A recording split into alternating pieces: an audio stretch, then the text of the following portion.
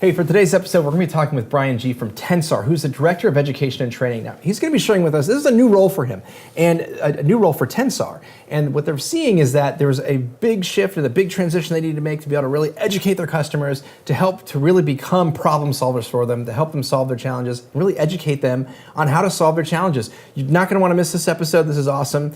I'm Danny Gonzalez, and this is IndustrialSage.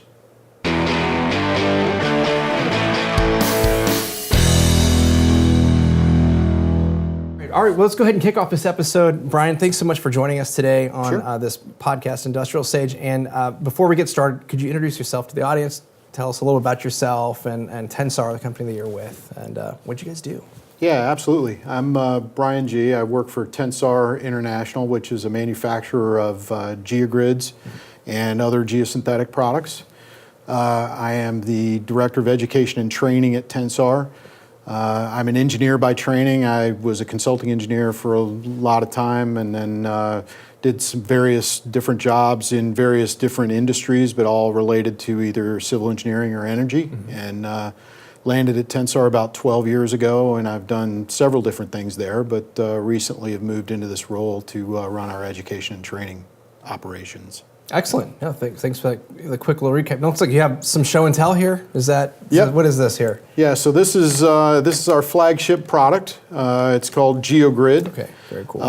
It's made from polypropylene, and it's used in earthworks to stabilize soil that needs stabilizing, or to make roads perform better. There's a lot of different ways that we use it. The process by which we make it was developed by an Englishman who is also the inventor of the onion bag, interestingly enough. Oh, really? So that he actually invented the onion bag first, and did very well at that. As you can imagine, onion bags are still being used. Oh, yeah. And eventually turned his attention to engineering and realized that if he made sort of a much larger, much more robust version of that onion bag net, he might have something that would be useful in an engineering project. In a project. So he developed the process by which we make this geogrid, and the original geogrids had square or rectangular apertures, and then about 10 years ago we figured out how to make them triangles, which creates a hexagonal structure. And when you have a hexagonal structure, you've got a very stable structure. So we've got there's a lot of IP that goes into this. I'm sure. This plastic here, but essentially what the function of this grid is to confine granular material to make it behave better than it would if it didn't have the grid. That's awesome. I didn't know this. The background on that. That's really cool. The history on that. That's very it's very neat. So. Thank you for that education. Being the Director of Education and Training over at Tensar, it's fitting there. So let's talk a little bit about the role. It's a new role, right? Yeah. That you guys have over there. Walk me through maybe the background of why did that was that role created? Yeah. Well, for a long time we've invested a lot in research and development in application. Technology for our products, right? The product by itself is not worth much if you don't know how to use it in the project. Yeah. And specifically in pavement design and roads, the areas that we do most of our business, it takes a lot of investment in data and methodology to quantify the benefit of these products in a pavement, as you can imagine. Yeah. So to get a return on that investment, we have to make sure that all that knowledge that we've spent millions of dollars to develop actually gets promulgated to the market in a way that engineers, contractors, those who use our products can understand how to use them to maximum benefit. If we don't do that, then we're just selling rolls of material, right? And the opportunity to optimize the project that you're working on is much less because you can't quantify the benefits very precisely. So by teaching the marketplace, whether that's our distributor partners or our customers, and most of our customers are either engineers or contractors, how to use the product. Right. That's how we can add maximum value, and that's how we can do as well as we like to do from a margin perspective. Sure. Yeah, so actually, one point of clarification on there. Just one question: are you guys 100% through distributors, or do you have a direct connection? Are you going directly? You mentioned contractors. Do you go through distribution with them, or is there a mix? It varies by business unit. Yeah. So we have some business units that are all direct. Our primary business, the Triax business, is almost entirely through distributors. Okay, there are a few very, very large global contractors that we have separate agreements with, but for the most part, we go through distribution. Our distributors are big assets to us because they put more feet out on the front line. Sure, yeah. We're very careful about how we hire them. We make sure that we have strong technical ability at our distributors, and but there are other product lines where distribution doesn't really work, and so we go direct. That makes a lot of sense. So you said you guys are very particular about who you bring on, make sure they have a very strong, I guess, technical background. So I guess that makes a lot of sense. You're seeing why that education and that training is really important to be able to make sure that, hey, we understand how this works, and that they are able to transmit that information to essentially the end user, all the way down the line there. That's right. Okay. What I think is interesting, if we're starting to see this shift a lot, you're starting to see more directors of education and training, or chief learning officer, all these different titles and different things. Is it different than marketing, or is it the same? How does that fit? I think it's an aspect of marketing. I work in Tensar's marketing department. It falls into a bunch of different categories. I mean, certainly you could say that content marketing itself is a form of education. Yeah. And there's an awful lot of information that we move around that is to our customers, to prospects, that is essentially content marketing. Yeah. I think the difference for us is that if we're going to differentiate ourselves, we have to educate the people that are actually designing with our materials, and we have to try to find new ways to reach them.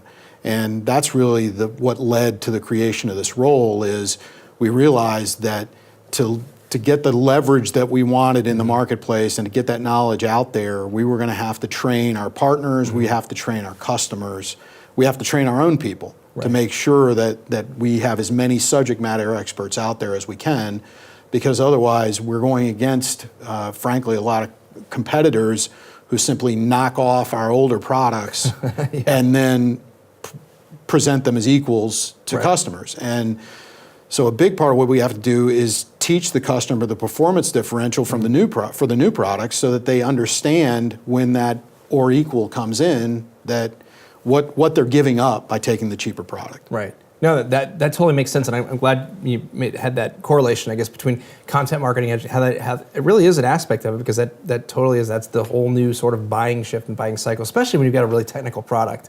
Which most of the manufacturing industrial, they're all going to be very technical products for the most part. So I'm curious about, as far as the education on what you guys are doing and some of the training, does that fit more top of funnel, or is it more middle funnel? You mentioned a challenge of really trying to build that awareness and then find those different companies, those different people to be able to sell that product. Where is that fitting sort of in the funnel there? I think for us historically, it's been very top of funnel. We're a bunch of engineers. We tend to be comfortable talking to other engineers, and based on the customer data that we've collected, we do a good job at the top of the funnel talking to engineers, getting our products specified. What we have seen, though, is a need to move further down the funnel as contractors have gained more perspective, perspective's not the word I'm looking for. As contractors have gained more power in the construction projects, we've got to make sure that the contractors are equally educated. And that is definitely a challenge. It's something we've spent a lot of time on, but it's a lot easier to find engineers than it is to find contractors, at least in terms of getting them to sit still long enough to be educated on something, right? Because they're on a construction site doing something else. So that's one of the things that I'm spending a lot of time working on, is figuring out where they actually do their learning. Same with the engineers, and how do we meet them there? And I imagine the other challenge too, if you're talking about with contractors, there's a million things they've got going on. Not just going on, but they're overseeing a lot of different aspects, and it's this is one chunk. This is one small part of a much bigger piece. How what have you guys seen in terms of success of being able to, say, hey guys, like we're over here and get them into that? Because I imagine that's, as far as the top of funnel, I would imagine that's got to be like the number one challenge. Just even getting in front of them and then having them to take the time to take a look at the product and let's go through some education. Yeah, there's no question. I mean, we've been around for a while, but our challenge still is to disrupt those customers, to show them a better way to do something, to teach them something. That's what we're talking about here. So how do we get their attention? We learn as much as we can about what they're working on, and then we go in and we try to show them what we can do. We try to teach them something new. We have to teach them something new. If we do that, then they rarely turn down the proposition once they actually hear it. Yeah. The problem is finding them and getting their attention long enough to hear it, and then differentiating from all the other people that will say that they have the same thing, but they haven't done the work that is involved in actually creating that value, whether it's through the products or through the application of the products. Yeah, that makes a lot of sense. So, what are some of the maybe are there a couple tactics that are working better than others versus in terms of that education? In other words, are you guys are you finding that webinars are really helpful versus is it in person or is it a mixture, a blend? What's it looking like? Our answer to that is yes. I mean, we're doing everything we can. Some of that is experimentation, but we've settled on. We certainly settle, I think, in probably 4 big areas. We do a lot of face-to-face webinars and seminars. That could be bringing our distributors in to our headquarters for training or going out to the customer. We promote a lot of seminars out move them all around the country to train engineers and contractors on the benefits of the product. The aforementioned content marketing, we try to push as much information as we can out to people who land on our website or come to us some other way. We do focus on webinars. One of the things that we've found over the last few years is a lot of our media partners that maybe used to just publish a trade mag realize that just publishing a trade mag isn't enough anymore. Right, and so we work with them and take advantage of their reach to put out webinars. Right. Some of those are more explicitly promotional than others, but we find that if we raise the level of technical knowledge in the marketplace, it benefits us because we've got the best solution. Absolutely. Yeah. And then I'm in the middle right now of adding in digital on-demand training that would be available at first to our folks and our partners, but eventually I think to customers, where there would be a specific paths of learning or specific topics that people could engage with and learn more about the product. Awesome. No, I mean that sounds you got a good approach there, hitting them for all different angles, and obviously I'm assuming you got a whole funnel and you get them in over here, and then just kind of goes down the way. You mentioned you're definitely the challenge, which I think everyone can relate to. Say, getting in front of finding these individuals, getting in front of them, and then getting the time. I know we were talking about contractors, but everybody in general, just in terms of, I'm just curious about some of that top of funnel content. Is it longer? Is it shorter? You said getting them to be able to kind of sit down and go through, whether it's a webinar or some sort of type of education. Is there a typical sweet spot in terms of time that you think that is working well when you're kind of at the top? I think it depends on the format. I mean, the top of the funnel for us is, in most cases, an engineer. And we leverage the fact that engineers need professional development over time, and they're always looking for better solutions for their customers, right? So in that way, I think we maybe get more attention from customers at the top of the funnel than a typical company would, because they have to dig in enough to be able to understand how to design with our products. Right, yeah. Top of the funnel with a contractor or an owner is completely different, right? It's how much money can you save me and how fast? And so that's a different, the engineers care about that because they want to do the best job for the owner, but the owner and the contractor are explicitly focused on saving time and money, which are effectively the same thing. Right. Well, which goes, and we harp on this, talk about this all the time over here. Is really understanding your audience and making sure that you have the right messaging to the right audience. So, like you said, the contract, time and money. Engineers, oh yeah, I'm sure that's going to be a focus, but maybe not the forefront. They're going to be, I imagine, looking at more performance and let's look at this. How is this going to fit into this design over here? So, how you attack them. How you go after them from a messaging standpoint is critical there. So with some of that top of the funnel area, is it more like, let's say you have a webinar or something, is it more, hey, we're going to tell you about our latest and greatest product, or is it more like, hey, we're going to help you solve a challenge of XYZ? We definitely focus on solving the challenge. We do not show up, or we try not to show up and start talking about ourselves. Yeah. We want to understand what the customer's needs are, and we are focused on delivering solutions. Everything we do is targeted towards designed applications. That's actually, I misstated that a little bit. Our highest value targets are designed applications where we're bringing our expertise to bear. Sure. Yeah. There are parts of our business where products are used in a way that it's not designed, it's simply used. Right. And we try to be as efficient as possible. Right. But where we focus is on those designed applications because that's where we can bring all our expertise. That makes a lot of sense. So it's just not just products and services. So you're able to help really get the best solutions. So that's great. Well, I think those are pretty much all the questions that I had. I don't know if there's anything else you want to add, or as far as, I don't know, anything there. Yeah, in thinking about this and preparing to talk to you, it occurred to me, we have within our tiny little space, and I'm sure nobody's ever heard of us, but within our tiny little space, we're one of those names that's synonymous with a product. We're Kleenex or Coke in our space. Yeah.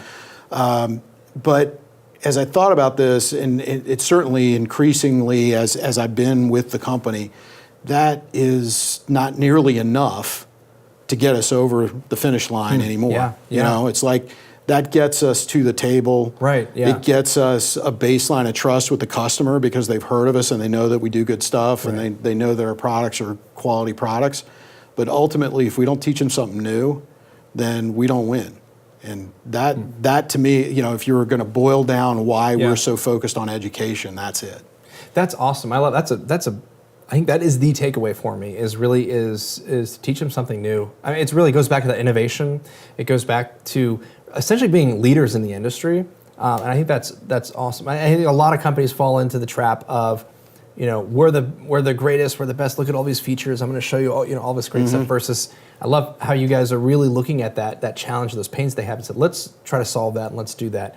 And that makes, to your point, that's the core of why you guys are doing what you're doing as far as the education piece, to training them. You guys are the experts and you continue to do that. I love it. I think it's awesome. Yep. Well, I mean, that's pretty much, those are all of our questions we had. But this is a really good information for you. Again, we're seeing a lot of these companies doing this, and I think it's important. I think there's some really great takeaways you talked about. Like we always talk about here. Don't talk about yourself, right? Solve the challenge. As far as top of funnel content that you have on there, make sure that it is solving a challenge. It's not, hey, look, we're amazing, we're great. It's not working anymore. Yep. And really know the audience that you're going after, so you can make sure the message is appropriate. So, and the contractors, we're talking about saving money and time. Engineers, performance, and how this is going to help fit into your design a little bit better. So, I love it. Bryan, thanks so much for joining us on this episode. If anybody has any questions and might want to reach out to you, do you have contact information we could throw out? Or yeah, absolutely. I can either. How do you want to do that? Well, we'll put a little thing. We'll put a little card at the end. So certainly anybody can reach me by email. Perfect. And I'm happy to answer questions or direct them to the person who can. Awesome. Not a problem. Hey, thanks again, and this was awesome, and we'll go ahead and wrap up here. Hey, thanks for watching this episode of IndustrialSage. We had Bryan G here, who was talking to us from Tensar. He's the Director of Education and Training, and really just went over a lot of great information on what they're doing. And you're seeing this with a lot of other companies. So start thinking about that. Really, if you really want to become the experts in the industry, you really want to be that go-to. It can't be just hey, we're the greatest thing, we're the best thing. It's really taking that next step to educate and to train your customers on your product or service. But really, the challenges that they're facing, help to become a solution for them, not just a widget that you're selling. That's really how you want to make that transition from being just a vendor over to a partner. That's how you do that. So really great takeaways from here. As always, thanks for watching Industrial Sage. If you have any questions, reach out to us. You can go to the website, industrialsage.com/questions. Ask us any questions. Love to answer them for you. And please be sure to like, share, subscribe, rate, all that stuff. If you're listening on iTunes, we'd love a review. Thanks for watching, and we'll be back next week.